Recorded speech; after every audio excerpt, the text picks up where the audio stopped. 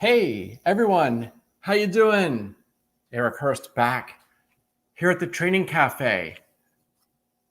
Grab a cup of coffee or another beverage of your type, and let's begin with the communal Hey, everyone.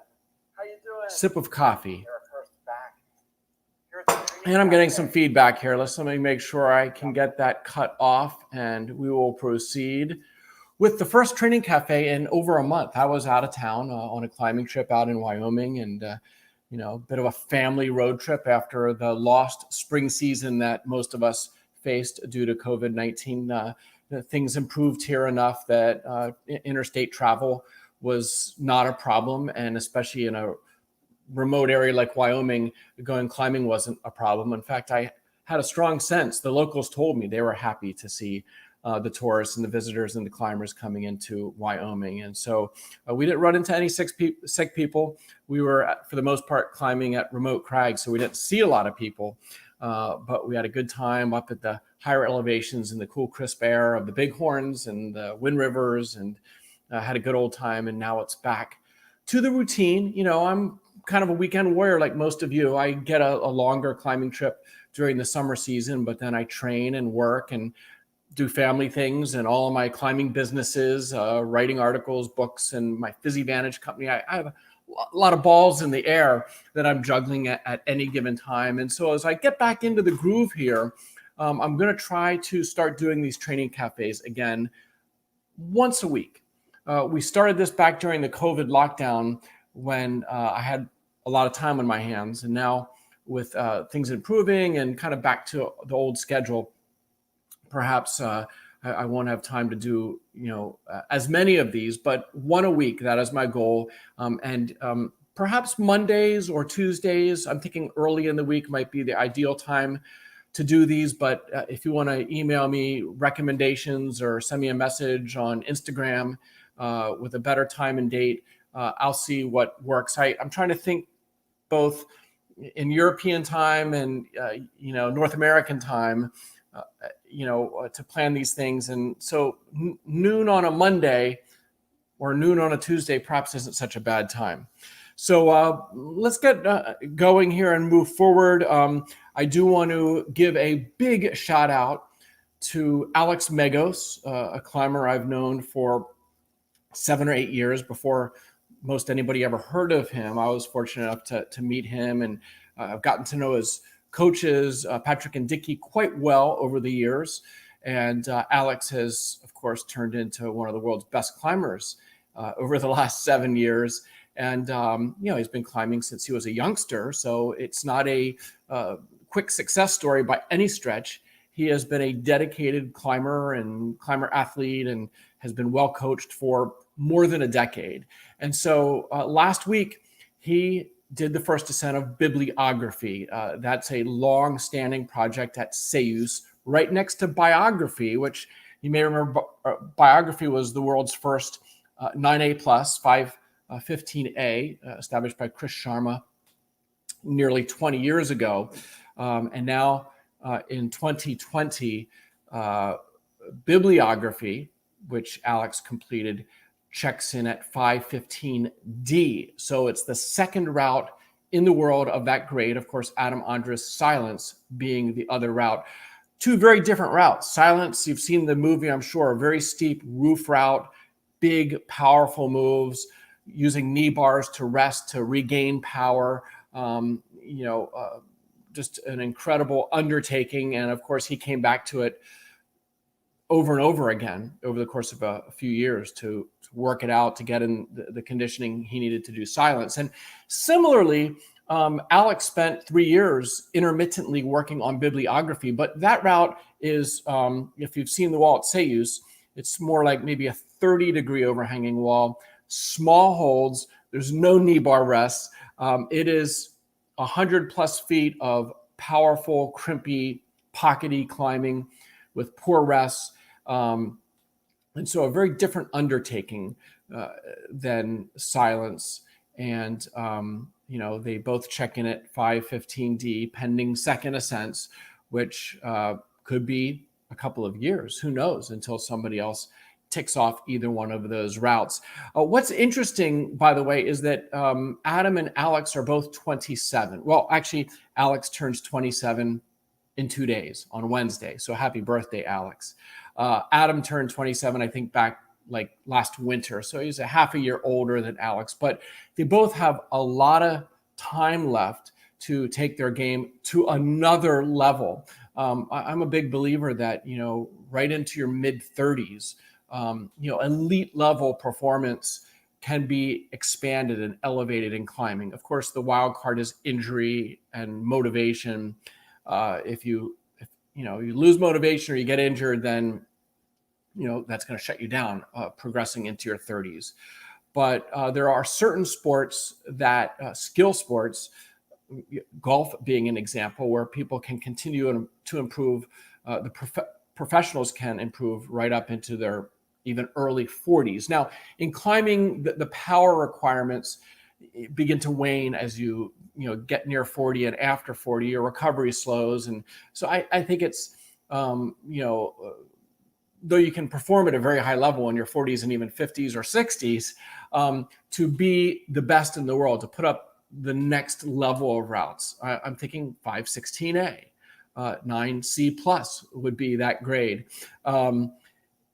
It's probably going to be 4 to 8 years until we see something like that. And so it's going to be, could be someone like Alex or Adam being in their mid 30s at that time, still capable of taking it up a notch. Or it could be one of those next generation climbers that are now in their teens, that would be in their 20s, 4 to 8 years from now, and perhaps be able to do that. So it's fun to speculate on these things. But in any case, bibliography, it's so incredible that Alex take that thing off, especially in early August. I was in Seus 2 summers ago when Alex spent a few days working on it, and it looked impossible. Alex has since proven it possible, but in the hot summer conditions, it's pretty amazing he was able to put that all together on the last day of his trip. If he wouldn't have sent last week, he would have been, I guess, back to Germany training and perhaps returning later, in the fall season to give it another go. But it's behind him, and he's on to bigger and better things now, I guess. So that's always great to see. It's hard for most of us to relate to what 515D would be, even standing up and me looking at the route a couple of summers ago. It's hard to imagine, what climbing a route like that is like. But in any sport, it's, the guys pushing the frontier that inspire us, that show us, the new level of possible, whether it's Usain Bolt in sprinting or, name your favorite athlete in another sport. Those guys at the top of their game are inspirational figures for the most part. And it's fun to kind of follow their ventures. So I guess it's time here to move on to answering some questions. That's kind of the main part of today's Training Cafe. Since it's been a while, I wanted to answer some questions, and I see a number of them have been typed in to the comments box already.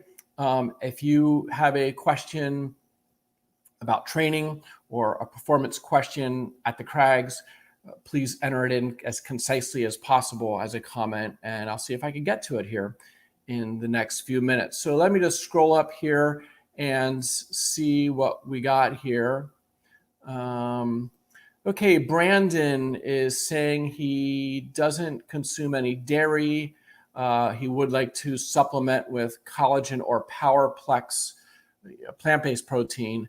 Which would I suggest? And well, if you're a vegan, then you can't do the collagen because that is an animal product. But if it's just the dairy that you're trying to stay away from, well, then for tendon support, for joint health, the collagen, a daily dose of collagen would be the best thing, the Supercharged Collagen by Physivantage. However, if you want a more complete protein for post-workout muscle and tendon recovery, that's what I designed the Powerplex for. That's a vegan product.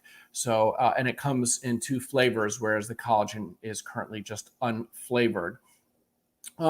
Greg says he's heading out to Wyoming, and he has a question about a route called Diamonds and Rain, which, yes, I did do the first ascent of about 20 8 years ago.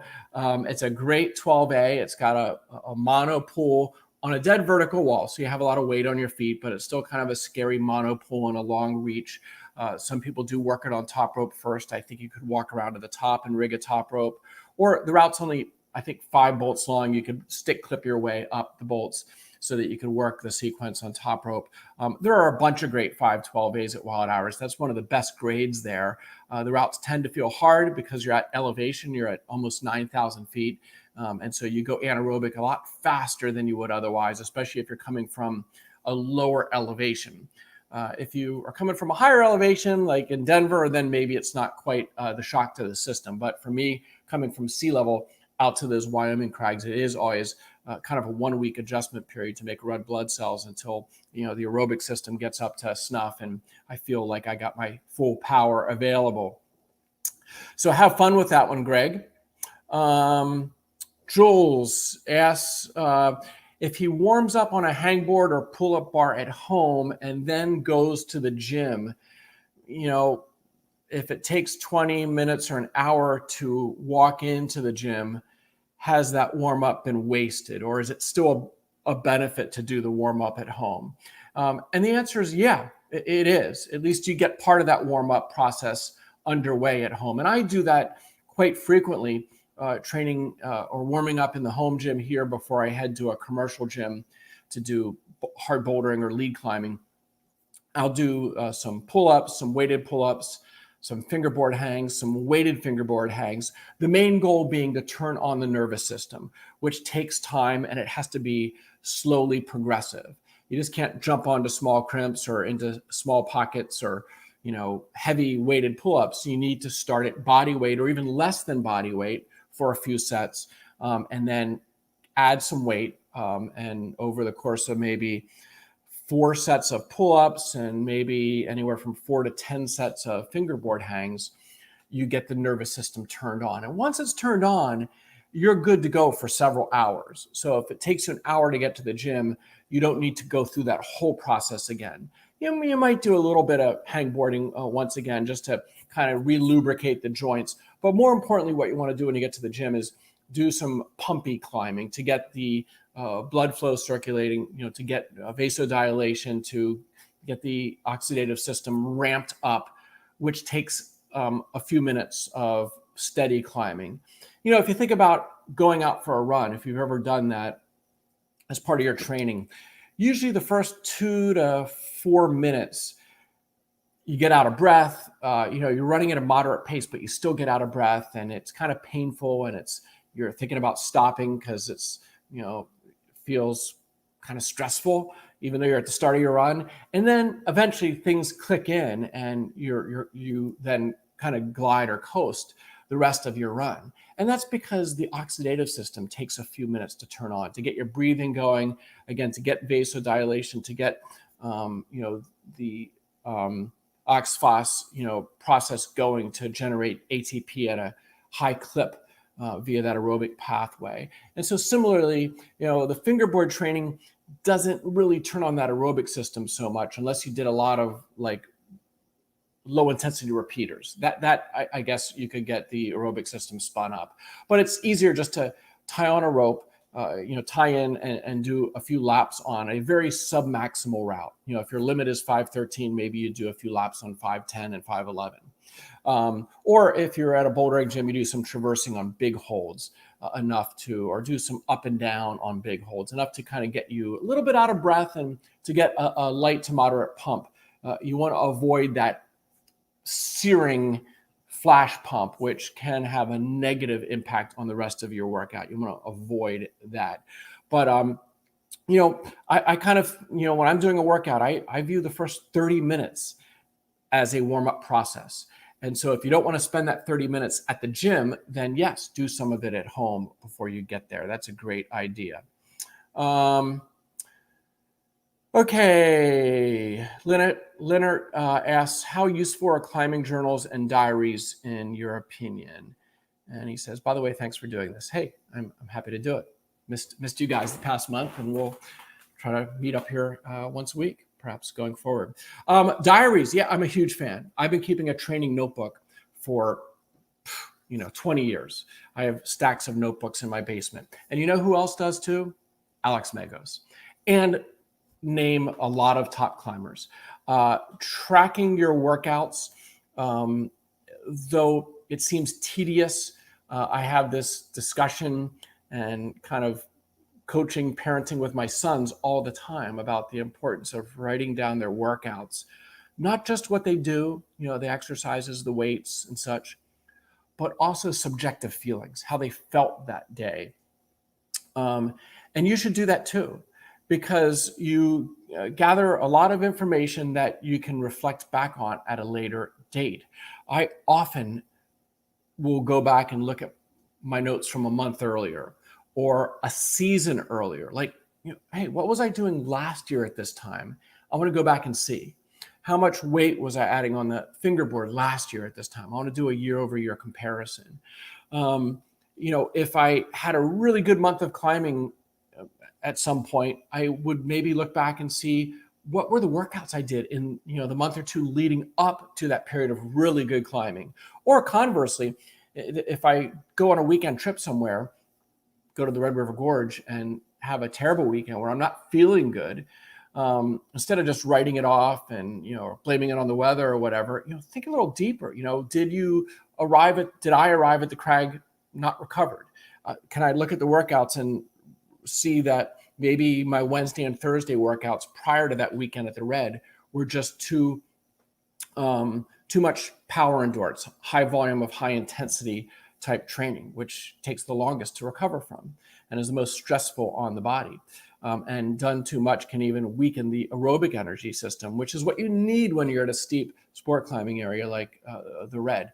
So it enables you to unlock some clues to your performance trends. It allows you to reflect on past months or years of training. It can, if you're a younger climber, allow you to see growth over time. In my case, as an older climber, I'm just, hey, if what I'm putting into the notebook this year is matching last year, that's kind of a win. Being 56, if I can keep doing what I did, and I'm discovering that some of my notes in my notebook, I'm doing stuff as hard in terms of power and strength and finger force as is written in my notebook from a decade ago. So I've not lost anything since my mid 40s, which is a good thing, obviously, because that's not sustainable forever. Though I'm gonna put up the fight, and I hope you will too. So yes, keep those training notebooks and journals. And also, by the way, when I go on a road trip, I keep notes similarly about each day of climbing, the routes I did, or how many goes a route took, or again, subjective feelings, writing that down in the notebook. Beta, that you want to remember, like if you have to come back a month or a year later to a route, writing down key beta, making a beta map, very, very helpful, very, very smart. And so, yeah, if you really love climbing, if you really want to climb your best, then a notebook is a really smart thing. I often talk about that, climbing is a very complex game, and to climb your best, to kind of pursue your genetic potential, to stay in the sport as long as you can and perform at a high level and enjoy the sport for many years, there's a lot of puzzle pieces you need to put together. It's not as simple as just doing some hangboard training 2 days a week or keeping your body weight in check so that you have a high strength to weight ratio. Those are parts of the puzzle, but there's a myriad of other things, your head game, your technique. Again, diet and nutrition is a very important part of the game. And not overtraining, but not undertraining, trying to find the sweet spot, which keeping a notebook helps you find that sweet spot of training. So yeah, the more data you can collect, the better. And so yes, by all means, do the training journals, do the training notebook. Okay, moving on down the list here. Any rear delt exercises as I'm feeling soreness in this area? Yeah, the back side of the shoulders, if you climb on steep walls, if you boulder, tension board, sport climb steep walls, the muscles in the back of your shoulder and oftentimes the trapezius, middle trapezius and rhomboids as well can get really, really fatigued. External rotator muscles, we're climbing like this. There's a lot going on there. So strong, healthy shoulders are important. Doing proper mobility exercises are important. A lot of hard training climbers over many years develop very bad posture, kind of the downward rounded shoulders and kind of that hunchback look. And so maintaining mobility and flexibility and strength throughout your system, stretching out your pecs can relieve some of the strain, and strengthening the posterior chain, not only the lower back and mid back, like with some deadlifting, but also doing a variety of push exercises and the sling trainer exercises like Ys and Ts and Is. I've done videos on all this stuff. If you go to the Training for Climbing channel and do a little search, you can find videos describing most of these exercises. But I think you want to take care of your shoulders. And, I probably can't do it here right now, but if you put one hand down behind your back and one up behind your back, like right now I'm touching my two middle fingers. Okay, so if you can touch your two middle fingers, then you have pretty good mobility. Some people find this to be really easy. Other people find it impossible. And so there is some, stretching you can do to, again, open up your shoulders and give yourself better range of motion, and improve the biomechanics there. So I think twice weekly training, 2 or 3 days per week of the push muscles, of the rotator cuff muscles. Doesn't have to be it shouldn't be a bodybuilding type workout. You don't want to bulk those muscles up. You want to tune them up, but not encourage hypertrophy. You might get a little bigger, but you don't want to get huge. Again, look at the pro climbers. If you look at Alex, he's not huge.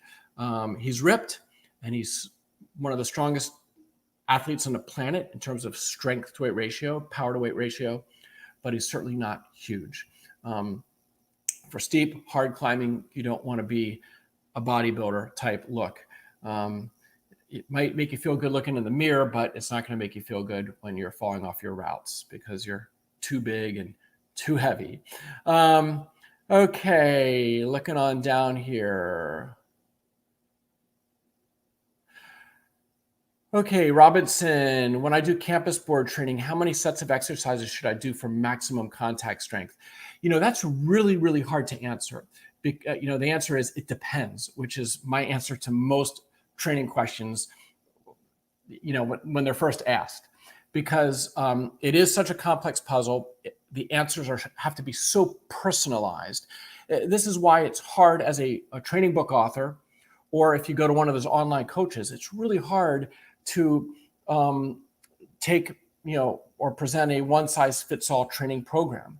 In my books, I tend to present the exercises and kind of a philosophy and a blueprint, but then I avoid getting into how many sets and reps on specific exercises because everybody is different. Yeah, you can look at beginner, intermediate, and advanced and elite and kind of, give some ranges. For somebody just getting into campus boarding, that's just doing like controlled laddering or maybe some feet on the ground or feet on the wall, single hand up and downs, things like that. Probably 5 sets, for somebody just getting started at it. The other end of the spectrum would be an elite climber, an elite boulderer, who, as part of their strength and power session, might do as many as 20 sets on a campus board. Now, lots of rest. The sets are very brief. If you're training contact strength, you're not getting pumped. You're doing like exercises that last 3 to 5 seconds on the campus board, no longer. It's anaerobic, alactic all the way. So you're 3 to 5 seconds on the board, and then you're 3 minutes off the board. So it's a lot of time standing around. It might be an hour that pro climbers around the campus board, going through their progression, because that's what they need to do to take it to the next level. Now, if they're a pro climber and they've been at it for many years, their connective tissues have had many years to strengthen, and the new person getting into campus training or the climber of just 5 years doing campus training can't do the same volume and intensity that the pro climber of 15 years can do. Connective tissues, by the way, do hypertrophy. Your tendons and pulleys get a little thicker over the course of years. That's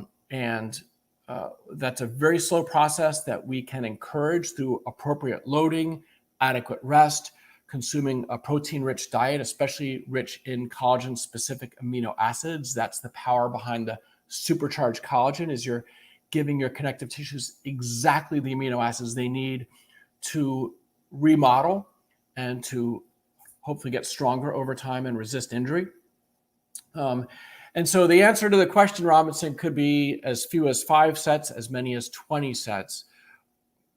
If you're on your way to being Adam Ondra, maybe you're near the 20 end of the spectrum. If you're more of an average climber, myself, I tend to be more towards the 5 to 10 total sets of contact strength on the campus board. Okay, on to Brett. Let's see here.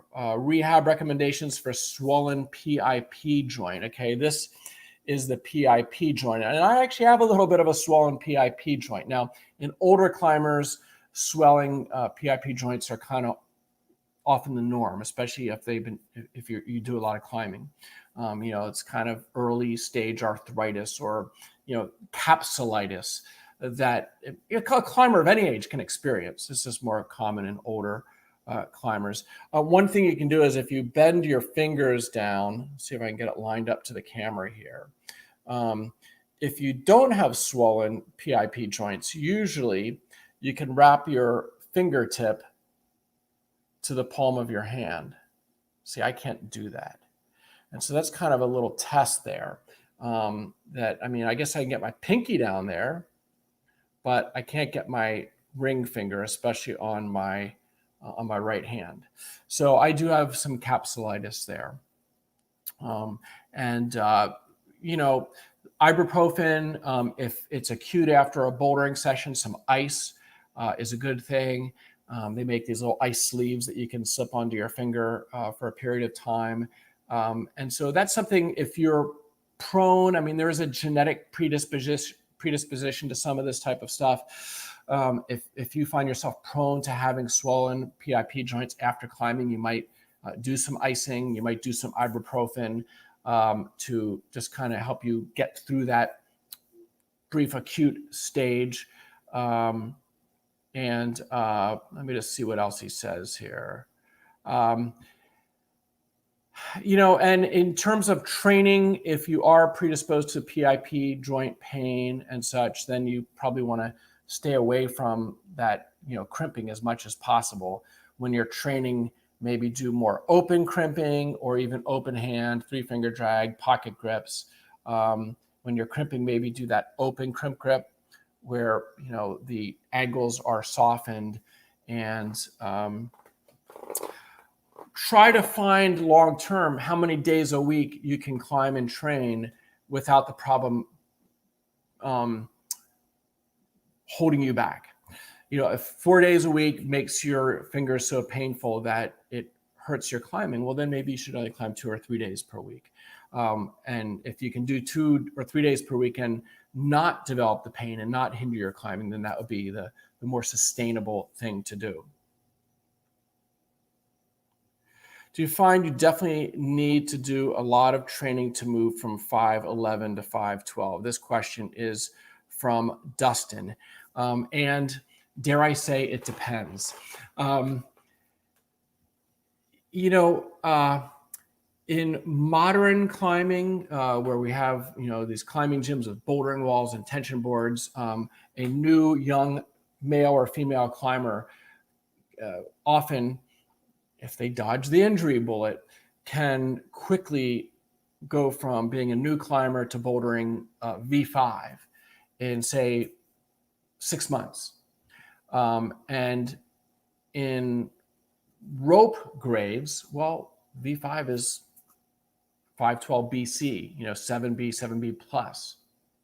And so if they have the mental and technical skills to do those type of moves up on a route, it's potential, possible you could, proceed to 512 very quickly.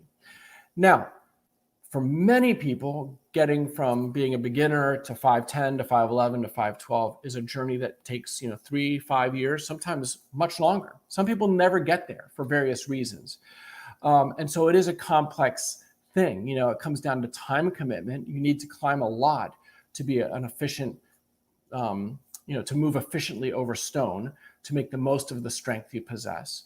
You need to develop the mental skills to not be fearful and overgrip and be scared of falling on a sport climb, let's say.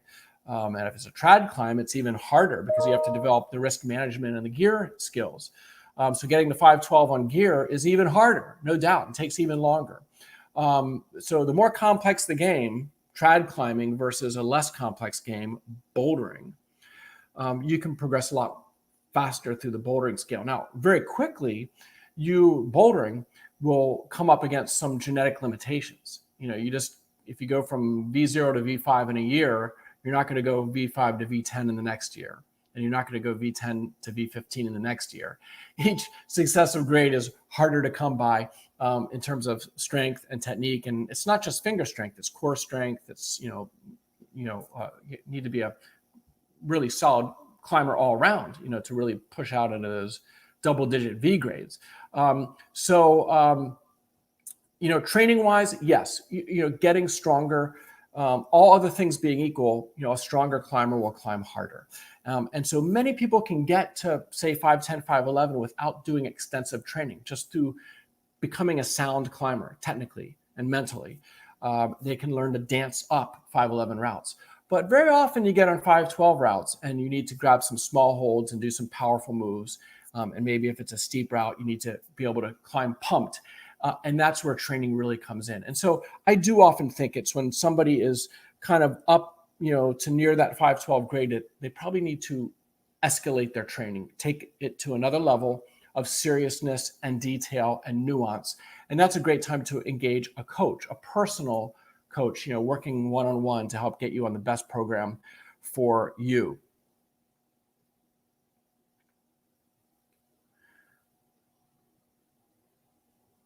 Okay, and I guess a follow-up from Brett about his inflamed PIP joint.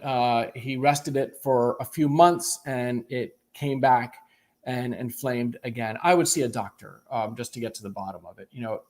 Perhaps there's arthritis gene in your family that is making you predisposed to it, or perhaps there is a torn ligament or something in there that is causing the swelling. And you're, perceiving it as joint pain or, capsulitis, but really it's a ligament tear. And so that would be something to get examined. I tell people anytime an injury persists or gets worse, when you're resting, that's when you should see a doctor. If you're resting or dialing back your training and the injury improves quickly, that's good news. It means it's something minor that you're overcoming. But if you take time off and it gets worse, see a doctor.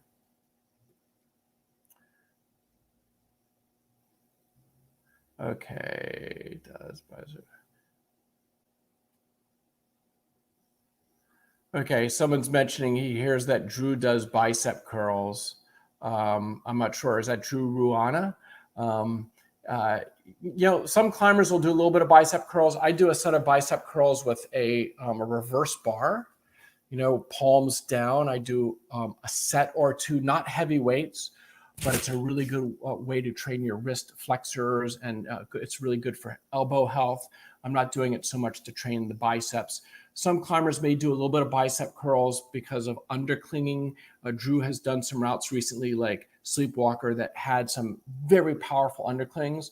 And so I think doing some bicep curls for a period of time might be good for a specific project. But again, you wouldn't be doing bicep curls like a bodybuilder would, where a bodybuilder would do 10 sets of 10 reps and just get radically pumped in their biceps. That would not be prudent for climbers. Something to think about. Biceps, as nice as it might be to have a big bicep, it looks good in the mirror, looks good at the beach.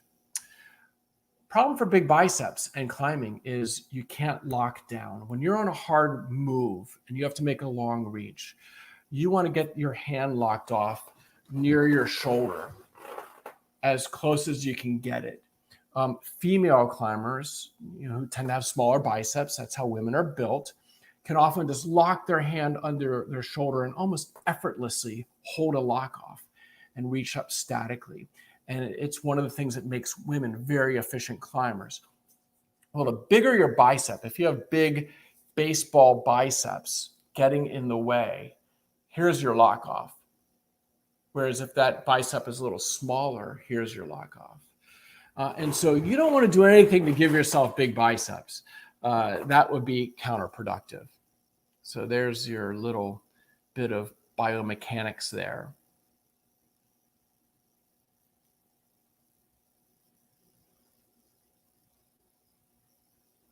Okay.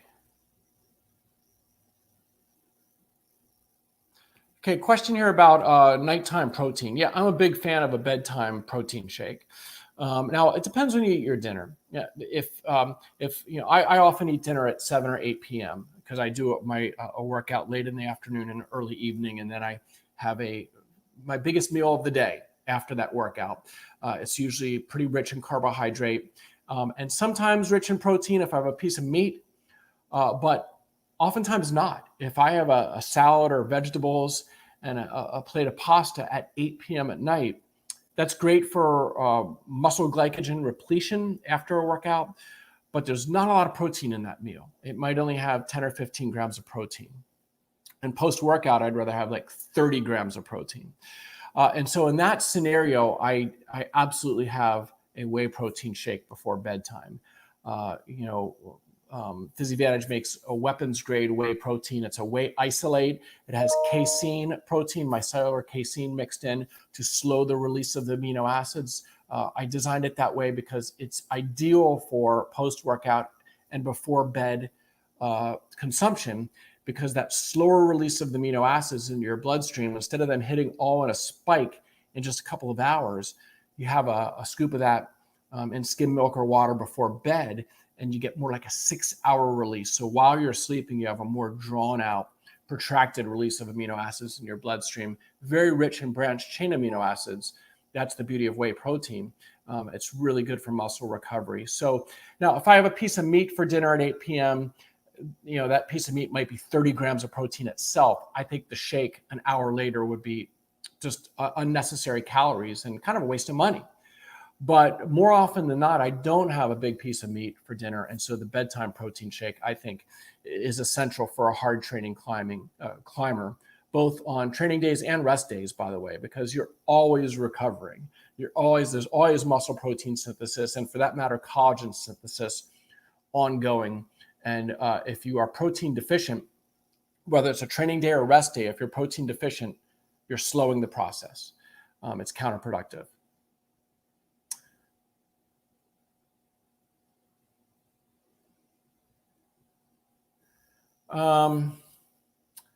Okay, Tim says ring finger hurts on, let me just put that question up here, mostly on crimps and jugs. Yeah, it's, there are all different types of finger pains and pangs. I mean, the classic A2 pulley injury tends to be localized to near the base of your finger, and it's most often in your non-dominant ring finger, though it can happen in any finger. A year ago, Alex Megos had a A2 pulley tear in his pinky, believe it or not. So even in your pinky, you can rupture a tendon, but he's recovered, obviously, from all of these things, and so can you, given a prudent approach. Now, I don't know that that's what your injury is. There are other things, ligament injuries, collateral ligament injuries and capsulitis and other things that can be going on in your fingers. So again, I always say when you feel pain, dial things back or take a week off. Now, long-term rest for most injuries is not the best thing. You need loading. You need mechanical loading to help spur on recovery, to help give the signal to the tenocytes in your collagen tissues, in your ligaments and tendons. They need a directional signal, so they lay down collagen line it properly and make nice, strong tendons and ligaments. So the worst thing you can do when you have a connective tissue injury is just take 3 to 6 months off and do no loading.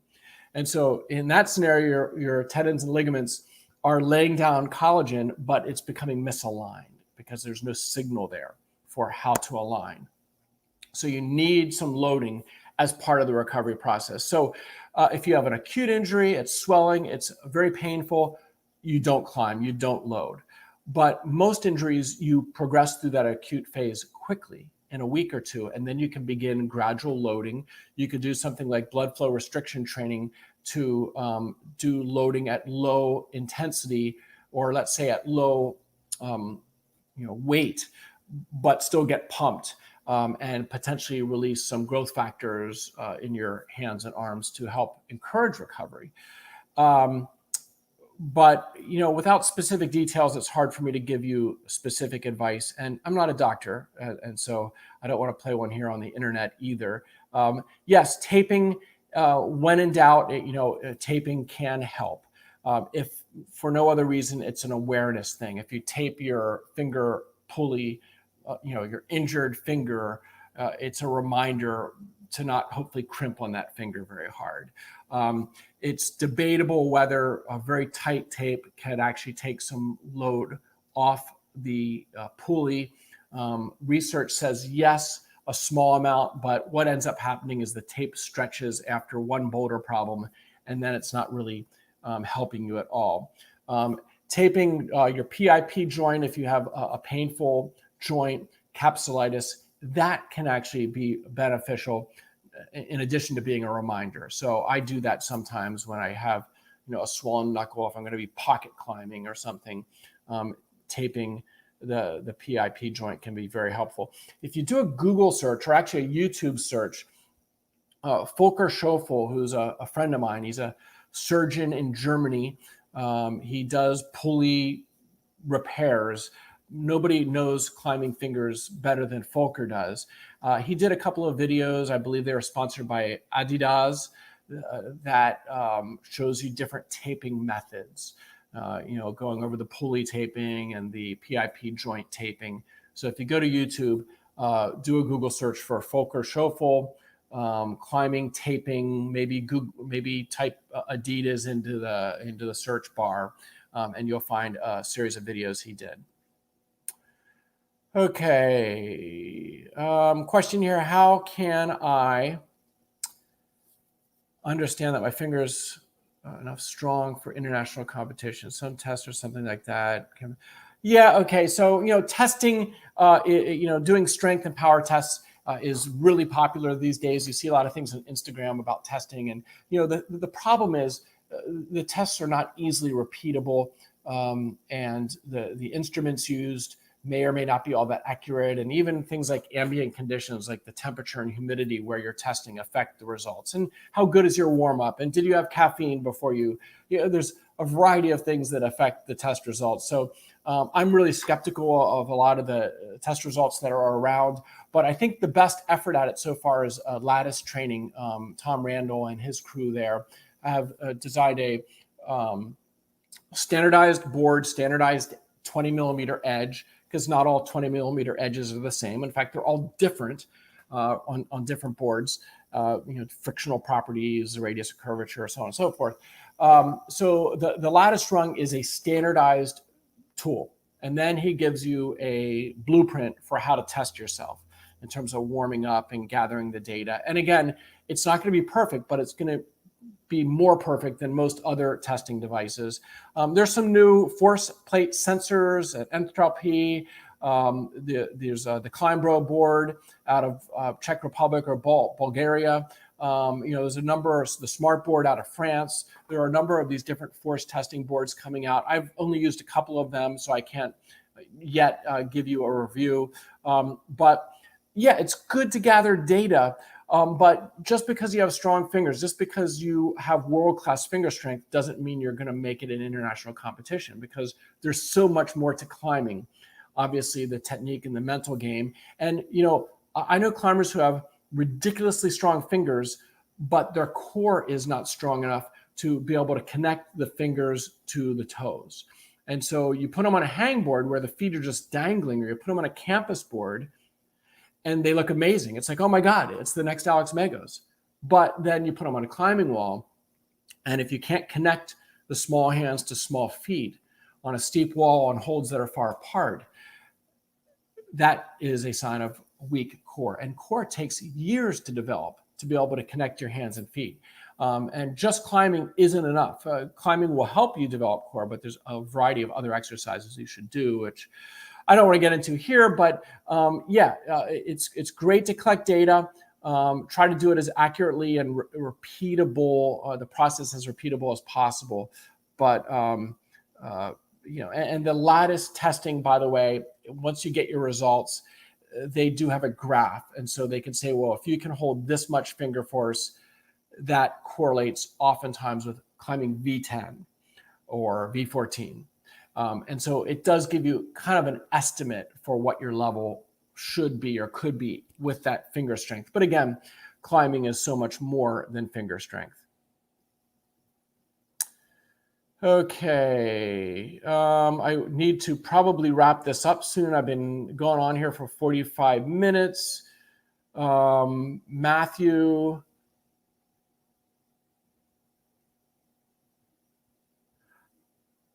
Adding peanut butter powder to the weapons grade whey for taste and extra protein.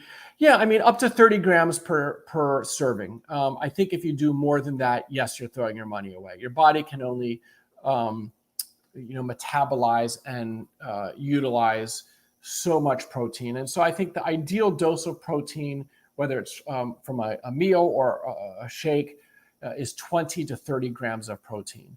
I've seen bodybuilders who do 2 scoops of whey and then milk, and it's like a 60-gram protein shake. And your body just can't utilize all that protein in one dose.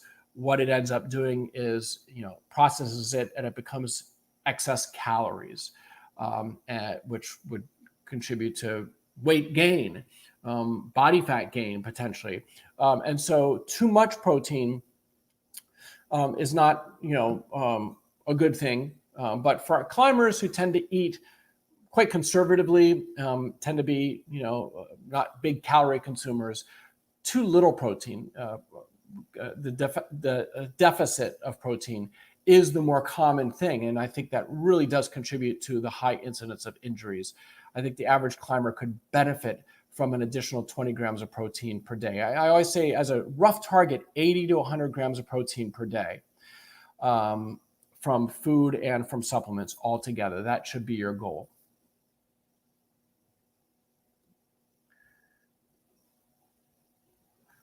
Okay, Hensley, I'm a smaller climber. I'm finding that I need more dynamic to complete routes. Yeah, the simple answer is more bouldering. I tend to be a pretty static climber, at least me coming out of being a trad climber back in the day. Trad climbers are static climbers. Everything is slow with trad climbing. And so then getting into steep sport climbs, I had to learn to climb faster and more powerfully. My old rule of thumb on steep routes is climb fast, rest well. So when you're in small holds, climb as fast as you can without your technique falling apart. And then when you get to a good hold or a good rest, a knee bar or some other good shakeout, use it. Hang out for a few minutes or more. That's how Ondra climbed silence, by the way. He sprinted from one rest to the next. He rested more on that route than he climbed on that route. And so that's a good strategy, whether you're on a boulder problem or on a route, is climb fast between the good holds. Now, developing power, which is your question, tension boarding, moon boarding, that type of thing, or just bouldering is a great way to develop power. Once you're ready for it, you could do a little bit of campusing, though most climbers, I think, rush to the campus board and do so prematurely and risk injury, because dynamic loading on connective tissues is way more dangerous than static loading. Like hangboard training is a safer activity than campus training because you're statically, grabbing on and letting go in control, as opposed to, these rapid movements on a campus board, which are great for training, recruitment and good for developing stiffer connective tissues, but you need to be able to handle the training. Without knowing more about your program, I can't give you a specific recommendation, but I would say, I guess bouldering is my recommendation for now, more bouldering. And climbing faster if you can. Okay, I am going to wrap things up here. Just scrolling down here. I'm so sorry I can't answer all of these. More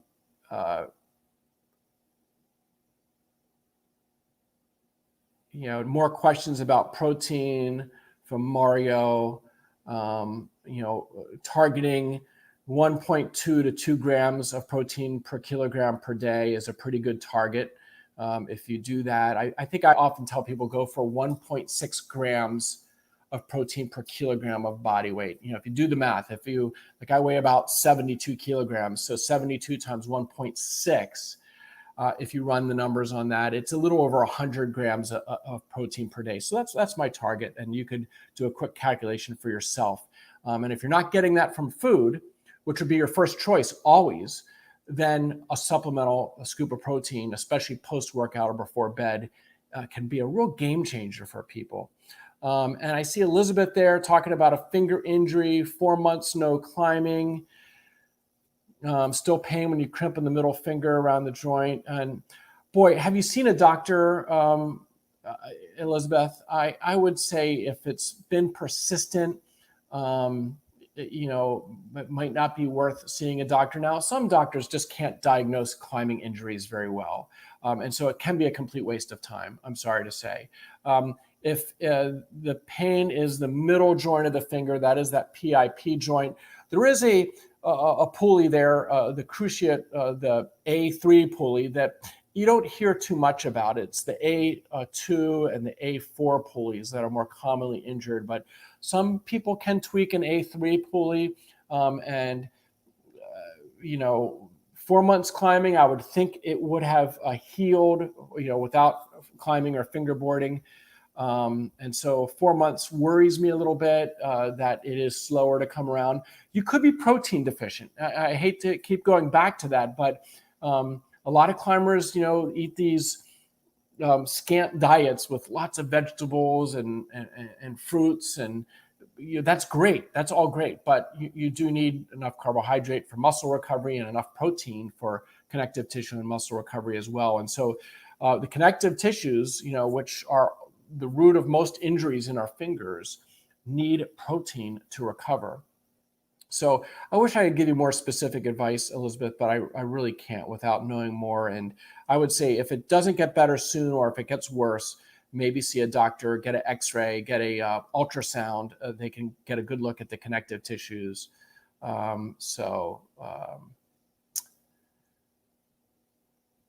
Okay. Quick question about creatine. Basically a no on that. Microdosing creatine, our protein powders like our weapons grade Whey and our Powerplex have a microdose of creatine that basically gives you the equivalent of how much creatine you would get in a hamburger or a slice of red meat.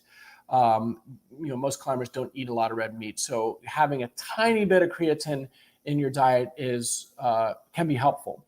But the creatine loading, which is what bodybuilders and powerlifters and football players and people that want to get big and heavy and bulky do creatine, because it loads into the body, it draws water into the muscles, it makes your muscles bigger and harder, which for bodybuilders, they love that. For a climber, it's the wrong move.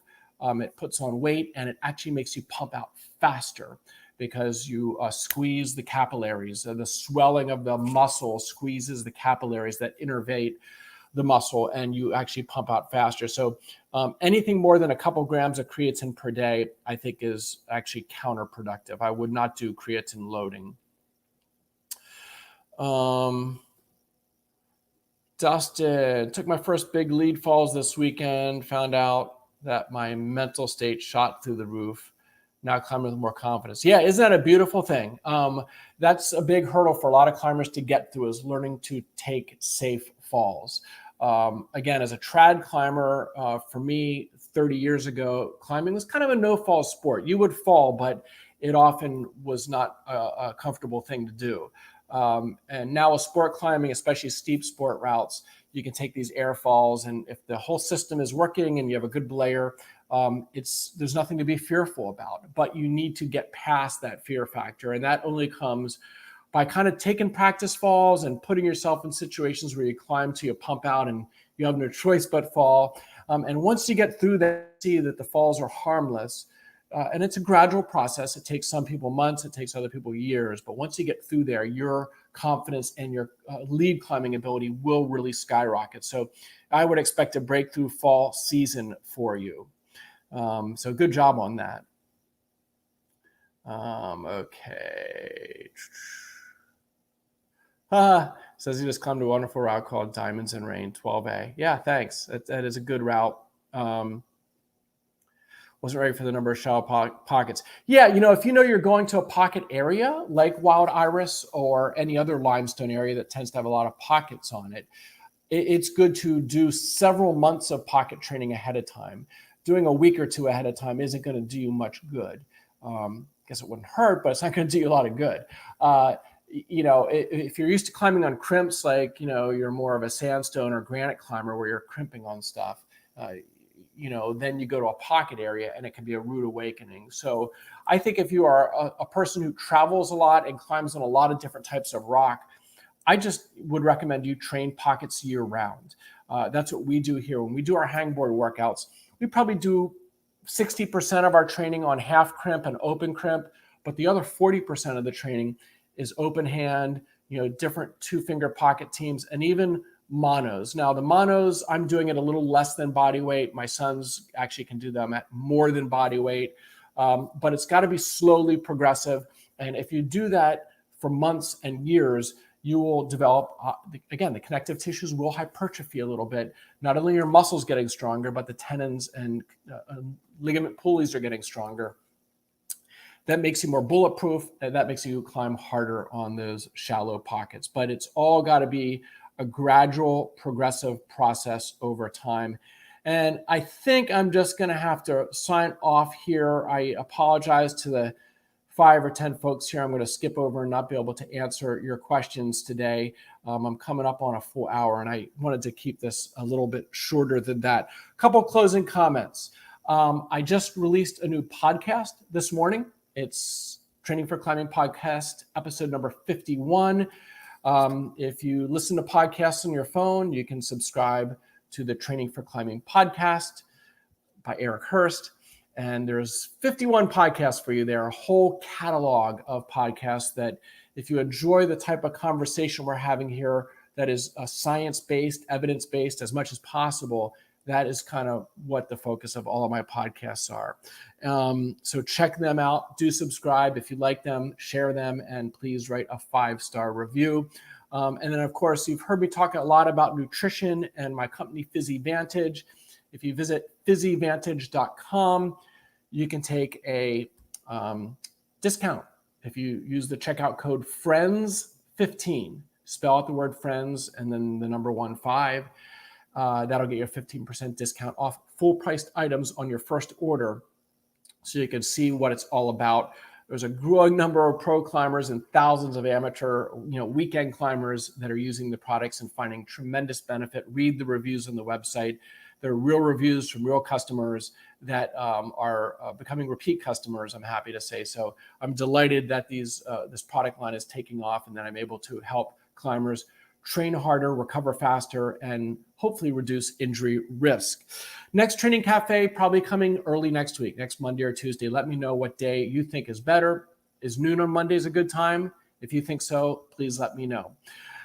Wrap things up with a final sip of coffee. And, maybe if you're like me and you enjoy some coffee cake with your coffee, I would enjoy or encourage you to get a good energy bar or slice of coffee cake to join me for each Training Cafe.